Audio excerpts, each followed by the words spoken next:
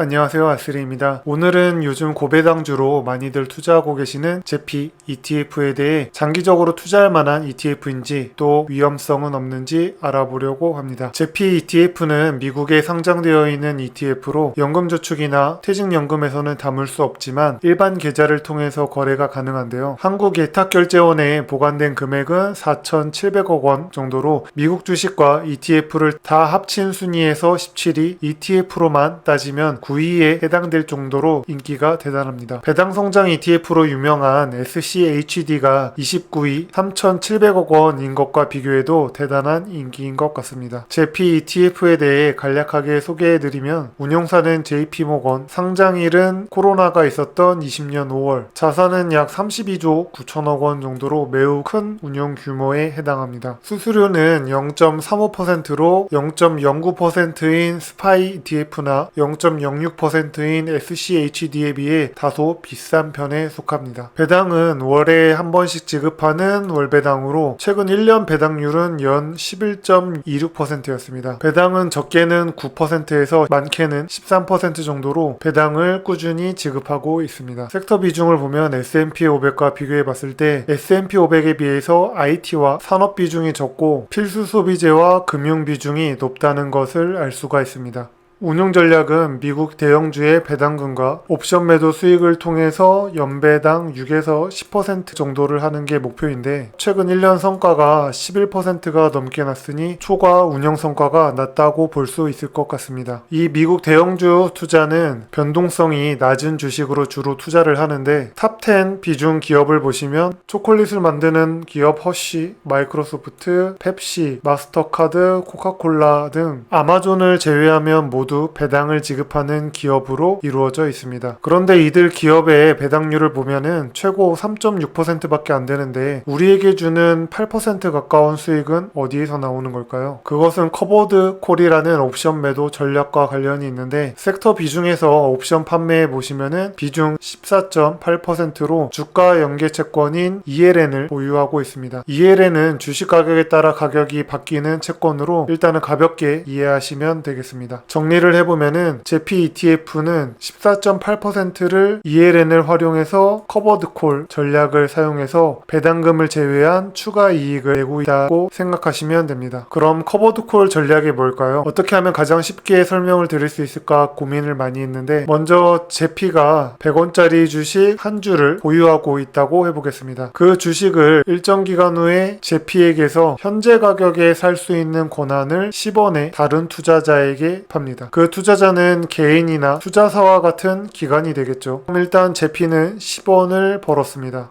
그럼 주식 100원짜리 한 주는 일정 기간 후에 가격이 오를 수도 횡보할 수도 내릴 수도 있겠죠. 주식이 10%를 초과하여 오른다면 권한을 산 투자자가 매수 권한을 행사합니다. 20%가 오른다면 주식 가격은 120원이 되고 상대가 주식을 100원에 사갔으니 제피에게는 110원이 남습니다. 주가가 아무리 올라도 최대 이익은 110원으로 제한됩니다. 만약 30%가 오른다면 상대적으로 더 손실을 보겠죠. 주가가 하락할 경우에는 당연히 매수를 포기할 것이고 보유한 주식의 주가 하락은 온전히 제피에게 돌아옵니다. 그래도 위안은 10원의 이익으로 주가 하락으로 인한 손해를 상쇄시킬 수 있다는 것입니다. 뭐야 그럼 이런 걸 왜 하는 거야 라고 생각하실 수도 있습니다. 제피의 강점은 횡보장에서 발생하는데요. 만약 주식 가격이 6% 올랐다고 가정해 보겠습니다. 그러면 주식 가격이 106원인데 상대는 이미 10원을 지불했으므로 권한을 행사한다고 해도 상대는 106원짜리 주식을 110원에 사간 셈이 되므로 상대는 4원 손해, 제피는 10원을 벌게 됩니다. 만약 아무런 주가의 변동이 없다면 주가는 제자리겠지만 제피는 계속해서 10원의 이익을 벌어들일 수 있게 됩니다. 그렇기 때문에 제피의 운용 전략에서처럼 변동성이 낮은 주식으로 옵션 장사를 하는 것이 제피에게 유리하게 됩니다. 그래서 제피에게 최고의 상황은 횡보장이 될 수밖에 없는 것입니다. 이해가 되셨나요? 그럼 투자 레전드들은 이 커버드콜 전략에 대해서 어떻게 바라보고 있을까요? 캠피션은 져서 투자에 배신해서 주가 하락 시 프리미엄만큼 손실이 줄어들 뿐 주가 하락에 따른 위험은 고스란히 남는다. 잠재 수익은 한정적, 잠재 손실은 무제한이며 그다지 대단한 전략이라고 볼 수가 없다. 제레미 시겔 교수 같은 경우에는 콜옵션 대다수가 만기의 휴지 조각이 되기 때문에 콜옵션 매도자, 즉 JP ETF가 돈을 버는 경우가 흔하다라고 하면서 조금은 긍정적인 입장을 취했는데요. 하지만 주가가 급등하면 막대한 손실을 볼 수 있다는 것을 경계해야 된다고 말했습니다. JP ETF는 20년 5월 상장으로 이제 만 3년이 되었는데요. 아직 상장된 지 얼마 되지 않았기 때문에 경제 위기를 어떻게 쳐나가는지에 대한 데이터가 부족했습니다. 그래서 같은 커버드 콜 전략을 사용하고 있는 ETF들을 통해서 JP와 비교해 보려고 합니다. 첫 번째 ETF는 S&P 500에 대해 커버드 콜 전략을 사용하고 있는 XYLD ETF입니다. 한눈에 봐도 S&P 500 지수는 우상향하고 있는데 XYLD는 횡보 또는 하락하고 있습니다. 그럼 배당을 포함한 수익률은 어땠을까요? XYLD의 2014년부터 현재까지 연평균 성장률은 5.9%로 11%에 달하는 S&P 500 추종 스파이 ETF의 수익률에 한참을 미치지 못했습니다. 연간 수익률로 보아도 22년 하락장을 제외하면 모두 스파이 ETF에게 졌습니다. 두 번째는 나스닥 100에 대해 커버드콜 전략을 사용하는 QYLD ETF입니다. 역시 나스닥의 우상향과 다르게 지수는 횡보, 수익률도 6.35%로 나스닥 100을 추종하는 QQQ ETF의 16%보다 한참을 뒤처졌습니다. 이러한 현상이 발생하는 이유는 커버드콜 전략이 성공하려면 주가가 횡보하던가 매우 적은 변동폭으로 꾸준히 상승하여야 하는데 코로나 하락장 다음의 급등장과 같은 상황에서 매우 취약한 모습을 보이게 됩니다. 16년도 하락장에서 S&P 500은 16년도 연중에 회복했지만 XYLD는 17년도가 돼서야 회복을 했고 S&P 500 지수가 20년에 코로나 하락 후에 그 이상으로 급등했지만 XYLD는 S&P 500과는 달리 전고점에 올라서는데 그쳤습니다. 거의 40-50%의 수익을 놓치게 되었는데요. 또 이번 22년 하락장에서도 역시 방어를 제대로 하지 못하는 모습을 보였습니다. 최근 하락장에 보시면은 XYLD는 24% 하락을 하였는데 같은 기간 JP ETF도 19% 하락을 하면서 유의미한 차이를 보이지 않았고 그래프도 XYLD와 매우 유사한 모습을 보였습니다. 또 앞서서 JP는 운용 전략을 말씀드리면서 변동성이 낮은 미국 대형주에 투자를 해서 옵션 매도 수익을 올린다고 말씀을 드렸습니다. 하지만 실제 커버드 콜은 변동성이 낮은 보유한 주식으로 하는 것이 아니라 보시는 것처럼 여기 바클레이즈 은행, BNP 파리바, 로얄 뱅크 오브 캐나다 이런 은행 세계 각 은행들의 S&P 500 인덱스에 대한 ELN에 투자를 하고 있었습니다. 이게 무슨 뜻이냐면 자신들이 보유한 변동성이 낮은 보유 주식으로 커버드 콜 전략을 하는 것이 아니라 XYLD처럼 그냥 S&P 500에 대한 커버드 콜을 실행하고 그 수익률만 가져오는 전략을 취하고 있는 것입니다. 상식적으로 변동성이 낮은 주식으로 커버드 콜을 하는데 어떤 바보가 높은 가격에 그 권한을 사가려고 할까요? 변동성이 낮다면 당연히 옵션 가격도 낮아질 것입니다. 애초에 논리적으로 성립이 되지 않았습니다. 아까 여기 탑10 주식에 배당도 주지 않고 변동성이 큰 아마존이 들어있던 것도 이러한 사실을 뒷받침해주고 있다고 생각합니다. 따라서 저는 JP ETF가 XYLD ETF와 비슷한 수익률을 기록할 확률이 매우 높다고 생각을 했습니다. 여기 배당주로 유명했던 주식으로 AT&T가 있습니다. 5%에서 6% 정도의 배당 수익으로 AT&T 그랜파라는 말이 있을 정도로 노후의 배당을 통해 생활하려는 사람들이 많이 투자를 했습니다. 기업의 전망도 매우 좋았는데요. 하지만 장밋빛 전망과는 다르게 OTT는 경쟁이 심화되었고 핸드폰 가입자 수도 빠르게 늘지 않아서 수익성이 악화되었습니다. 결국 경영진은 배당을 줄이는 선택을 하였고 주가는 30% 이상 하락하였습니다. 배당도 유행인 것 같습니다. 지금처럼 약세장과 횡보장 기간에는 배당만큼 든든한 게 없어 보이기도 합니다. 하지만 시장은 평균으로 회귀할 것이고 유행에 취한 사람들에게 다시 말해줄 교훈에 즐거워하고 있을 것입니다. 지금까지 제 이야기를 들으시면서도 계속 JP에 투자하시겠다는 분들은 아마 당분간은 횡보장이 계속될 거야 라고 말씀하시는 분들일 겁니다. 주가는 그 누구도 예측할 수 없습니다. 08년에 리먼 브라더스가 망할이라는 것도 20년에 코로나가 발생하는 것, 주가가 하락하는 것, 그리고 그렇게 빠르게 급등하는 것, 그 어떤 전문가도 100% 맞추지 못했습니다. 주가를 예측하는 것만큼 어리석은 일은 없다고 생각합니다. 영상은 이것으로 마치도록 하겠습니다. 지금까지 여러분들의 성공적인 투자를 응원하는 아슬이었습니다.